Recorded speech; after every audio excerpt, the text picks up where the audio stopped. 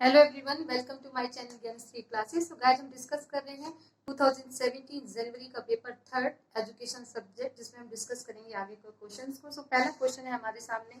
आज एक बच्चा है जो विद्यालय में प्रार्थना के दौरान मूर्छित हो गया है, तो विद्यालय के प्रार्थनाचार्य होने के रूप में आप इसमें क्या करेंगे? उसकी देख रेख करेंगे, चिकित्सक के पास ले जाएंगे, या फिर उसके घर ले जाने के लिए कहेंगे, या प्राथमिक उपचार किए जाने तक और उसका पर्यवेक्षण करेंगे। तो इसका जो सही आंसर होगा वो 4 होगा कि किसी शिक्षक से प्रार्थना जारी करने के लिए कहेंगे और बालक का प्राथमिक जो उपचार है किए जाने तक पर्यवेक्षण करेंगे और प्रार्थना में इसके बाद पुनः प्रतिभाग करेंगे। तो ये था इसका सही answer. So answer number 4 is the correct answer. अब देखते हैं कि इसका इंग्लिश में क्या होगा। तो इंग्लिश वाले मीडियम के बच्चे, a child fainted during school prayer as a principal of the school, what will you to do? We will, हम यहाँ पे एक टीचर से कहेंगे कि continue with prayer and supervise the first aid to the child and resource the prayer. देखते हैं next question. Next question है the full form of PERT। PERT PERT एक रिव्यू टेक्निक होती है। तो PERT की फुल फॉर्म क्या है? तो कौन इस PERT का फुल फॉर्म है यहाँ पे प्रोग्राम ऑफ इवेल्युएशन। P से मतलब प्रोग्राम, E से मतलब इवेल्यूशन, R से मतलब रिव्यू टेक्निक। तो PERT एक ऐसी टेक्निक है जो किसी भी प्रोग्राम को हम रिव्यू और इवेल्यूशन करने के लिए यूज करते हैं। नेक्स्ट क्वेश्चन देखते हैं। In the long run which leadership style is most effective. मतलब जब हमें जो लीडरशिप का स्टाइल है ना, कि सबसे ज्यादा प्रभावशाली, सबसे ज्यादा इफेक्टिव कौन होता है, ये क्वेश्चन फिर से रिपीटेड है। सो जो आपका ट्रांसफॉर्मेशनल होता है वो सबसे ज्यादा इफेक्टिव टाइप होता है। नेक्स्ट क्वेश्चन देखते हैं। Which of the following is not characteristic of perspective planning. इनमें से पर्सपेक्टिव प्लानिंग का कौन सा पार्ट नहीं है? तो one plan for a period of 20 to 25 years, 20 से 25 साल के लिए जो हम प्लानिंग बनाते हैं उसको हम यहाँ पे पर्सपेक्टिव प्लानिंग नहीं मानते हैं। क्वेश्चन नंबर 55 देखते हैं। List of the function of education supervision from the following. यहाँ पे हमें ये बताना है कि शैक्षिक पर्यवेक्षण के क्या प्रकार होते हैं। तो एजुकेशनल सुपरविजन के टाइप, तो इनमें से आप देख सकते हैं। अगर हमें ये पता चल जाए कि कौन सा नहीं होगा तो उसके अकॉर्डिंग हम आंसर बता सकते हैं। तो अगर हम देखेंगे कि ए है हमारा निर्णय निर्माण का समन्वयन, कोऑर्डिनेटिंग डिसीजन मेकिंग। तो सुपरविजन का काम यहाँ पे डिसीजन मेकिंग नहीं है, तो ए आंसर नहीं हो सकता है। तो ए आंसर अगर नहीं होगा तो इसका जो राइट आंसर होगा वो होगा BCDE।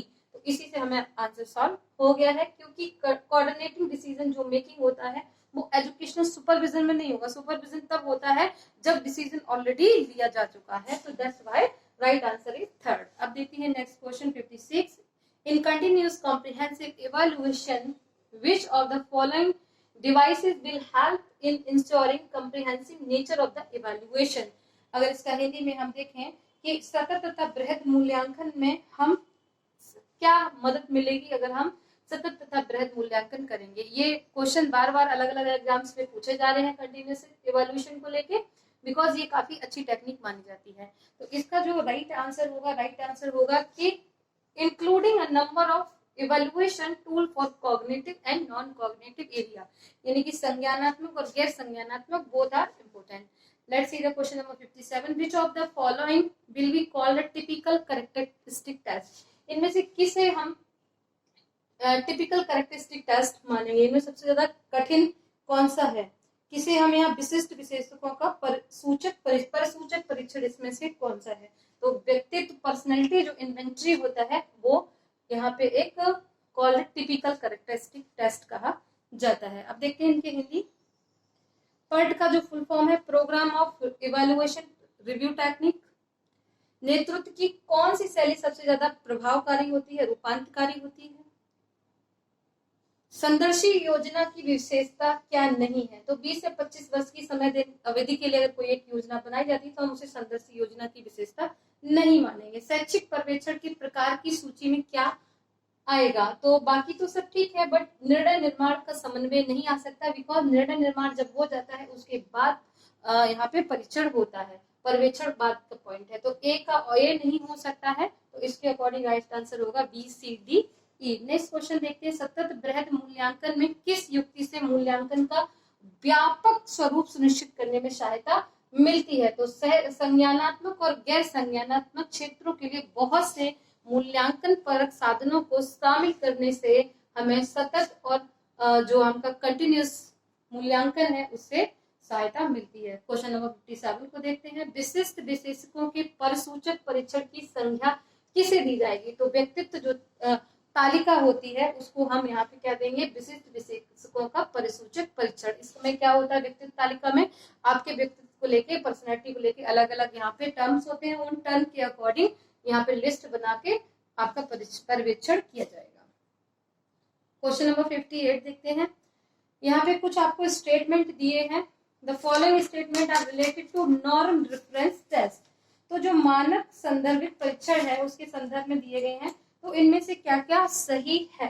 तो इसमें से सही निकालना है। दैट मीन्स यहाँ पे अगर आप ऑप्शन देख रहे हैं तो 3 सभी में ऑप्शन, यानी कि 2 कोई इसमें से एलिमिनेट होंगे।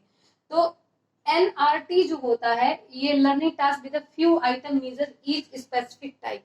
तो NRT में हम क्या करते हैं कि यहाँ पे ईच को एक दूसरे से टास्क से कंपेयर कर लेते हैं।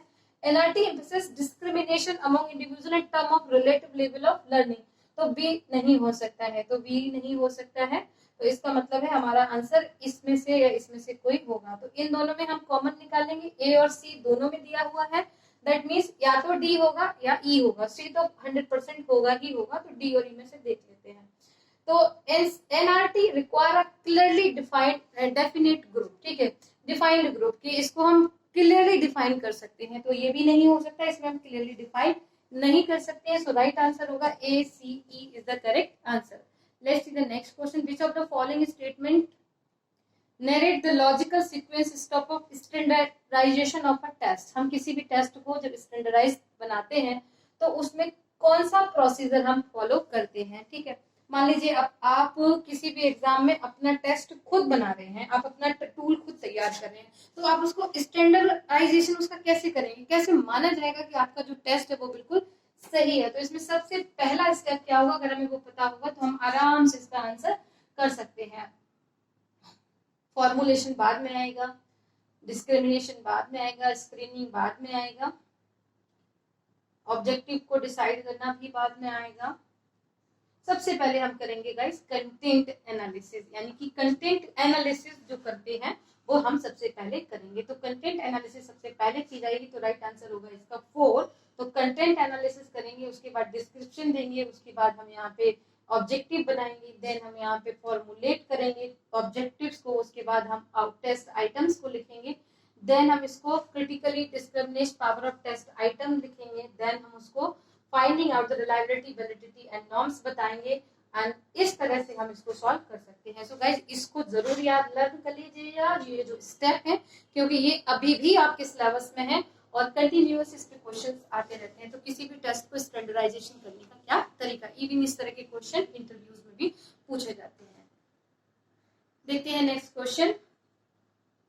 Set 1 contains method of estimating reliability and set 2 contain type of reliability match item in set 1 and set 2। तो हमें यहाँ पे reliability यानी विश्वसनीयता और उसके मेथड्स को आपस में मिलाना है। तो इसको देखते हैं। तो सबसे पहला है स्प्लिट हाफ मेथड। ये अगेन क्वेश्चन रिपीटेड है। स्प्लिट हाफ का मतलब होता है अर्ध विभाजक विधि। तो अर्ध विभाजक जो विधि है उसका यूज किया जाता है इक्विवेलेंस को मापने में। तो ए का आंसर होगा सेकेंड। तो ए का जब सेकेंड होगा तो इसका मतलब है हमारा ऑप्शन जो हो सकता है वो क्या क्या हो सकता है, थर्ड ऑप्शन को छोड़ के बाकी सारे हो सकते हैं। दैट मीन्स इस टॉप ये जो क्वेश्चन है इसकी डिफिकल्टी हाई है, यानी कि हमको सब पता होने चाहिए। तो देखिए ए का हो गया यहाँ पे सेकेंड। इसके बाद टेस्ट रीसेट रीटेस्ट, यानी कि एक बार हमने टेस्ट ले लिया फिर उसी के ऊपर हम दोबारा से टेस्ट लेते हैं। तो उसको कहाँ पे यूज करते हैं? स्टेबिलिटी, यानी कि कितना स्टेबल है, कितना स्टेबल है जो आपने ये टेस्ट ले रहे हैं उसकी स्टेबिलिटी कितना है। अगर आप मान लीजिए मैं आपका टेस्ट लेती हूँ और आज मैंने आपका टेस्ट लिया तो आपके 50% मार्क्स आए, 14 डेज बाद दिया तो आपके 52% आए या फिर 49 आए, तो कहा जाएगा कि टेस्ट की स्टेबिलिटी है। लेकिन सपोज आज आपके 50% है और अगर आप इसको 14 डेज बाद लेते हैं और अचानक से आपके 98% आ जाएंगे, तो इसका मतलब है कि ये जो टेस्ट लिया गया है ये स्टेबल नहीं था। तो टेस्ट और रीटेस्ट जो मेथड है वो स्टेबिलिटी में लगाया जाता है। तो इसके अकॉर्डिंग जो हमारा आंसर होगा वो हो जाएगा second is the correct answer. और कोडर रिसर्चन का जो यूज है वो किया जाता है इंटरनल कंसिस्टेंसी में, और इंटर-रेटेड रिलायबिलिटी का जो यूज किया जाता है वो किया जाता है कंसिस्टेंसी इन रेट्स में। तो ये था आपका रिलायबिलिटी और उसके मेथड किसके द्वारा हम इसको करते हैं। हिंदी में इनके आंसर्स देखते हैं। जो मानक संदर्भित परीक्षण होते हैं उसमें हम क्या करते हैं, तो मानक संदर्भित परीक्षण से संबंधी आपका नेक्स्ट क्वेश्चन है हिंदी मीडियम वालों के लिए। तो इसमें अधिगम कार्य का बड़ा क्षेत्र शामिल होता है जिसमें कुछ मदों को विशिष्ट कार्य करने के निमित्त मापा गया है। तो एक तो राइट है ही, तो सॉरी जिसमें कुछ विशिष्ट मदों को, है ना, तो इसमें ए सही हो जाएगा। इसके बाद देखते हैं कि एनआरटी में अधिगम के सापेक्ष स्तर के संदर्भ में व्यक्तियों के मध्य विभेदीकरण पर बल दिया जाता है। नो, बी इज रॉन्ग, तो बी नहीं हो सकता है, तो इसके अकॉर्डिंग ये दोनों नहीं हो सकते हैं। सो राइट आंसर होगा ए सी ई। और जिन लोगों को मानक संदर्भित परीक्षण के बारे में बिल्कुल नहीं पता है वो लोग इन टर्म्स को याद कर लीजिएगा जिससे आपको और आसानी हो जाएगी। Let's see the next question. हमें अपने परीक्षण का मानकीकरण करना है, स्टैंडर्डाइजेशन करना है, तो इसमें हम कौन कौन से स्टेप लेंगे। तो इसमें सबसे पहले हम क्या स्टेप लेंगे कि सबसे पहले हम विषय वस्तु को क्या करेंगे, विश्लेषण करेंगे। तो राइट आंसर होगा इसका 4, विषय वस्तु का विश्लेषण, फिर उसके बाद क्षेत्र का विवरण देंगे, फिर उसके बाद हम उद्देश्यों को निर्धारित करेंगे, और इस तरह से ये सारे स्टेप के द्वारा हम अपने टेस्ट को क्या कर सकते हैं, मानकीकृत कर सकते हैं। सो राइट आंसर होगा आपका 4। प्लीज इसको बहुत अच्छे से लर्न कर लीजिएगा, ये एग्जाम में बार बार पूछा जाएगा। इसके बाद क्वेश्चन नंबर 60 है कि विश्वसनीयता और उसके प्रकारों को हम कैसे आपस में मैच कर सकते हैं। तो इसका आंसर होगा सेकंड, जिसमें अर्ध जो विभाजनात्मक विधि होती है वो होती है संतुलितता के माप के लिए। स्वरूपों को परीक्षण और पुनः परीक्षण हम देखते हैं कि किस तरह से एक इसमें जो स्थायित्व है, स्टेबिलिटी है या नहीं है। और कुडर जो रिसर्चन होता है ये आंतरिक एकरूपता का मापन करता है, और अतः निर्धारित जो विश्वसनीयता होती है इसके द्वारा समानता की सीमा से संबंधित माप को हम करते हैं। गाइस, तो ये थे 1 से लेकर 60 तक डिटेल में क्वेश्चंस का discussion. Thank you so much and wish you all the best. आगे के ऐसे सेशन में हम इस पेपर को खत्म करेंगे। प्लीज लाइक करें, शेयर करें और कमेंट करके जरूर बताएं कि आपको ये कैसा लगा। Take care, all the best.